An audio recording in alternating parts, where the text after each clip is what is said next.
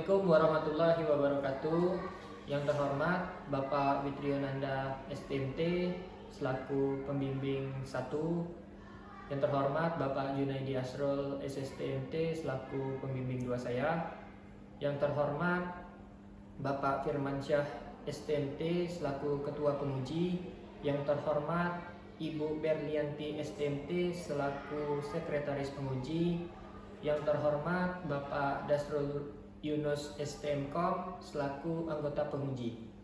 Baiklah, di sini saya akan melakukan pengujian pada alat kami yang berjudul prototipe pola operasi jaringan distribusi, yang mana saya mengambil judul di sini yaitu sistem monitoring konsumsi energi pada prototipe pola operasi jaringan distribusi berbasis IoT. Baiklah, saya akan menjelaskan terlebih dahulu komponen dalam membuat sistem monitoring konsumsi energi listrik pada prototipe pola operasi jaringan distribusi. Baiklah, di sini terlihat sistem kontrol dari prototipe pola operasi jaringan distribusi, yang mana untuk membangun sebuah sistem monitoring konsumsi energi diperlukan beberapa komponen. Yang pertama yaitu PZEM 004T, yang mana PZEM ini merupakan sensor yang dapat membaca nilai tegangan, arus, frekuensi, kospi, dan daya. Yang kedua yaitu micro SD card. Micro SD card ini digunakan untuk merecord data dari parameter besaran listrik yang terukur di setiap penyulangnya. Yang ketiga yaitu modul WiFi ESP8266, yang mana modul WiFi ini berfungsi sebagai transfer data pengukuran yang dibaca oleh sensor PZEM yang akan ditransferkan ke aplikasi Blink. Yang ketiga, yang keempat yaitu Arduino Mega, yang mana di sini menggunakan 4 buah Arduino Mega. Yang pertama, Arduino Mega yang berfungsi sebagai master. Master ini merupakan otak dari sistem kontrol prototipe LBS dan PMT. Yang Arduino Mega yang kedua merupakan untuk penyulang khatib. Yang Arduino Mega ketiga merupakan untuk penyulang DPR, dan Arduino Mega keempat untuk penyulang ulag karang. Selanjutnya ada juga komponen yang kelima yaitu LCD. Baiklah, saya akan menjelaskan pertama-tama sistem pola operasi dari prototipe pola operasi jaringan distribusi, yang mana ini merupakan penyulang Khatib Sulaiman. Penyulang Khatib Sulaiman ini sendiri memiliki 4 buah section, yang mana masing-masing section dibebani 3 lampu. Setiap beban memiliki daya 40 watt. Jadi satu lampu ini memiliki nilai daya 40 watt. Semua dipukul rata sebesar 40 watt. Sedangkan untuk penyulang DPR memiliki satu section, sama juga menggunakan 3 buah bola lampu pijar 40 watt. Yang ketiga yaitu penyulang ulag karang, ada 2 section, sama juga menggunakan beban di masing-masing sectionnya yaitu 40 watt. Baiklah, di sini saya akan mengoperasikan. Pertama-tama saya akan mengoperasikan feeder Khatib Sulaiman ke pola operasi normalnya, yang mana untuk pola operasi normalnya kita masukkan section 1 terlebih dahulu dengan cara memasukkan PMT dari Khatib Sulaiman. Baiklah, ini dalam posisi ini feeder Khatib Sulaiman di section satunya sudah beroperasi dan termonitor di sini dari arus, yang mana arus setiap fasanya termonitor 0,192, hampir rata, selisih dikit, dan untuk tegangannya yaitu 230 untuk pada fasa R, fasa S 230,3, dan pada fasa T 229,4. Di sini kita dapat melihat juga faktor daya, yang mana faktor dayanya di sini 1, sedangkan daya dari masing-masing bola lampu dapat dilihat pada daya di fasa R 44, fasa S 43, dan fasa P 42. Sedangkan di sini kita dapat melihat juga KWH totalnya. KWH total dari section 1 termonitor sekarang 11000 Nah, ini nambah terus nilainya karena KWH. Sedangkan di sini grafiknya, grafik daya dan KWH. Termonitor ini secara real time, grafik daya dan KWH-nya terekam di sini. Baiklah, kemudian kita masukkan kembali section 2 pada penyulang katip. Kita akan lihat penambahan daya di section 2-nya.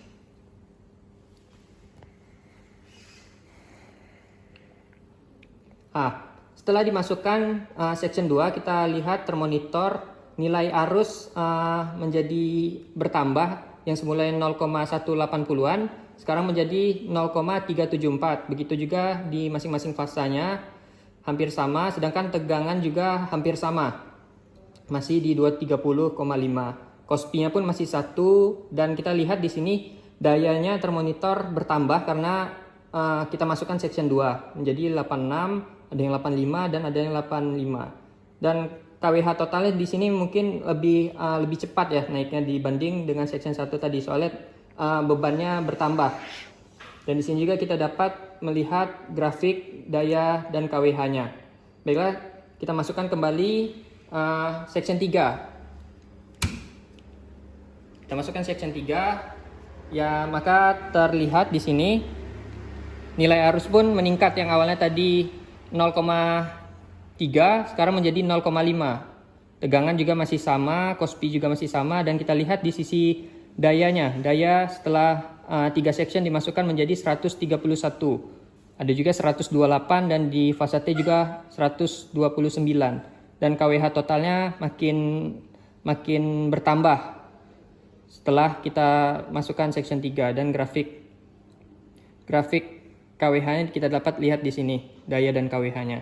Baiklah, kita masukkan kembali section 4. Kita masukkan section 4 dan kita lihat untuk pertambahan nilai bebannya. Di sini arusnya yang awalnya 0,5 menjadi 0,7. 0,7 dan tegangan masih sama, tidak terlalu berbeda terlalu signifikan. Kospi-nya masih sama, dan di sini kita lihat pada daya pada fase R dan S dan T menjadi bertambah karena dia sudah 4 section yang kita bebani, dengan daya totalnya itu 520, yaitu penjumlahan dari ketiga fasa ini. Dan sekarang KWH totalnya termonitor 0,0025435. Dia semakin bertambah, nilainya tidak tetap, yaitu tidak konstan dia. Dan grafik KWH-nya kita dapat lihat di sini secara real time. Baiklah, untuk feeder katip sendiri pola operasi normalnya yaitu hanya sebatas di LBS bringing. LBS bringing di sini merupakan sebuah titik manuver antara feeder katip Sulaiman dengan feeder Ulak Karang. Baiklah, kita akan mencoba mengoperasikan kembali untuk feeder DPR. Pertama kita akan berpindah folder. Kita ke folder DPR, yang mana di sini masih termonitor 0 semua karena kita PMT pada feeder DPR belum kita operasikan. Baiklah, kita langsung operasikan feeder PMT. Kita masukkan PMT DPR.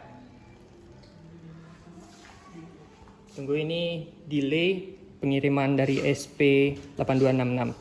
Sekarang termonitor nilai arus pada fase R 0,182, arus fase S 0,179 dan T juga tidak jauh berbeda 0,182. Dengan tegangan rata-rata 230.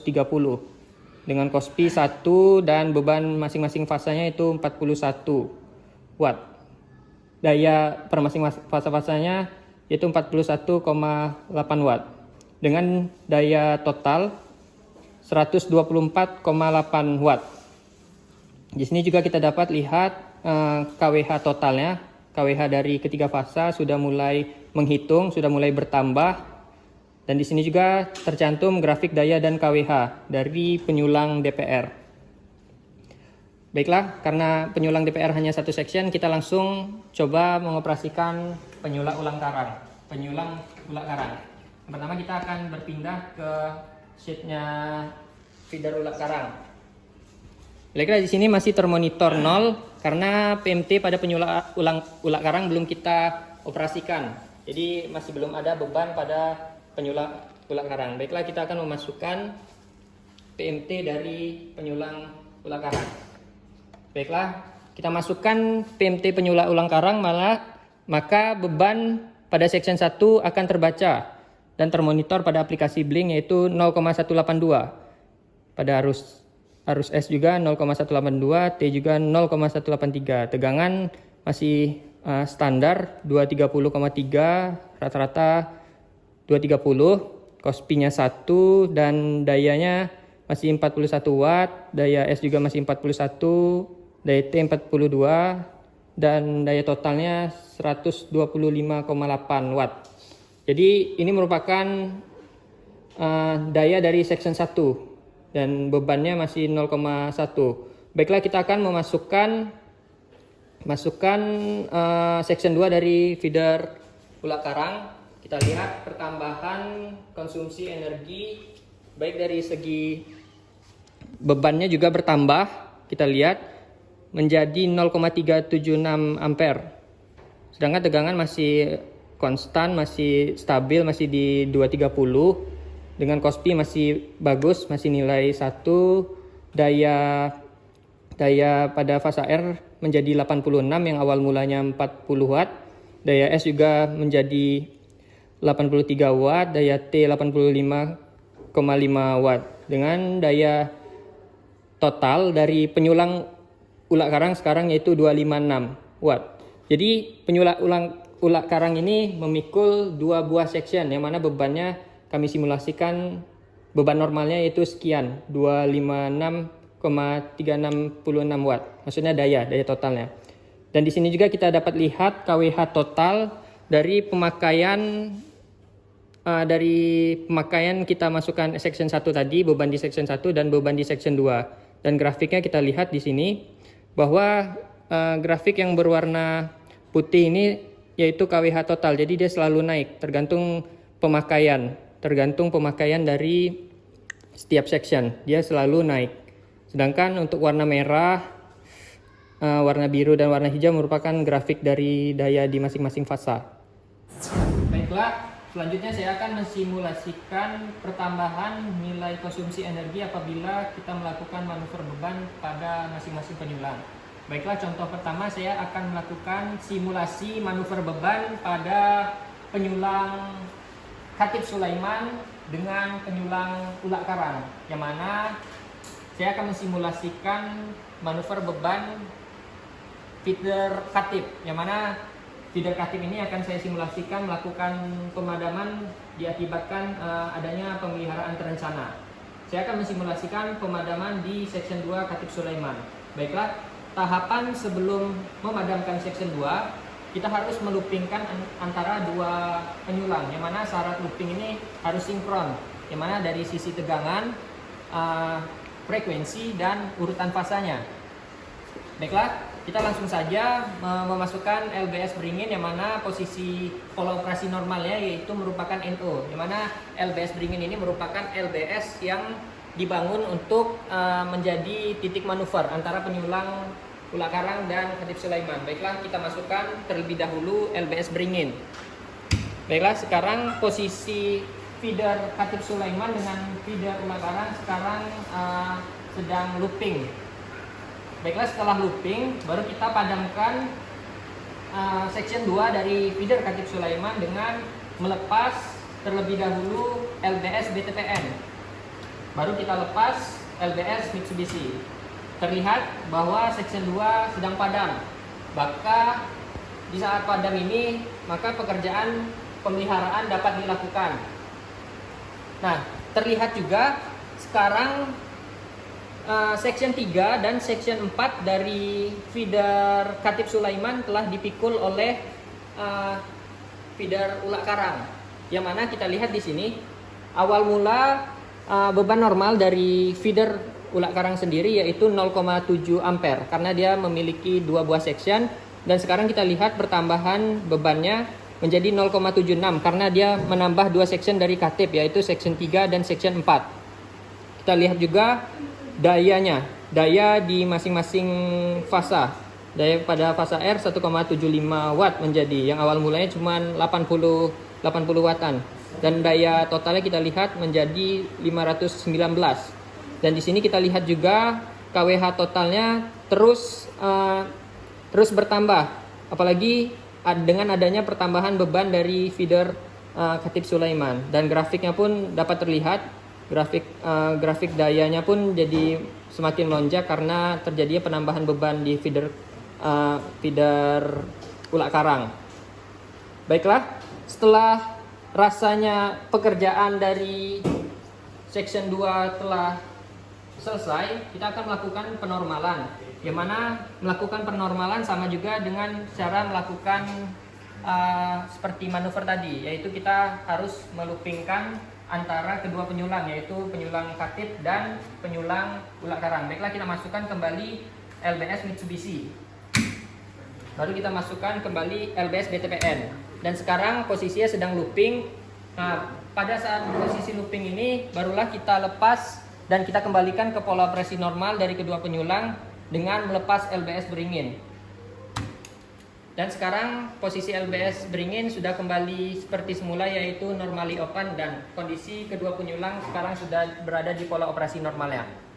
Begitu pula sebaliknya, jika saya mau mensimulasikan manuver beban antara katip dengan ulak karang, namun saya akan mensimulasikan pemadaman di feeder ulak karang, yang mana saya akan mensimulasikan pekerjaan pemadaman di section 1.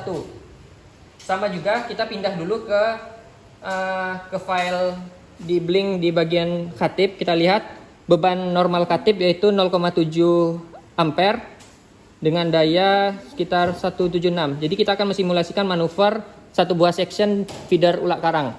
Baiklah, sebelum memadamkan section 1, sama aja seperti yang sebelum saya sebutkan, kita harus melupingkan kedua penyulang dengan cara memasukkan LBS beringin terlebih dahulu. Setelah looping, baru kita boleh memadamkan PMT pada ulak karang. Kita padamkan terlebih dahulu PMT pada ulak karang. Oh maaf, PMT ulak karang di sini. Kita padamkan PMT ulak karang. Maaf, sini. Baru kita lepas LBS Eden.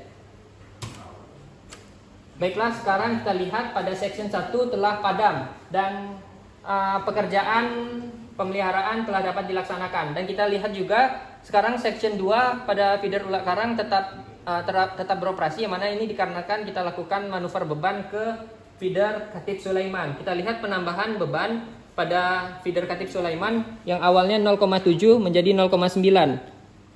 Begitu pula dengan dayanya menjadi naik karena dia memikul satu buah section dari feeder ulak karang dengan daya total yaitu 658 watt, dan KWH totalnya tetap terus bertambah dengan apabila masih ada beban, maka KWH totalnya akan terus menghitung. Di sini juga kita lihat grafiknya menaik setelah terjadi penambahan beban pada feeder Katip.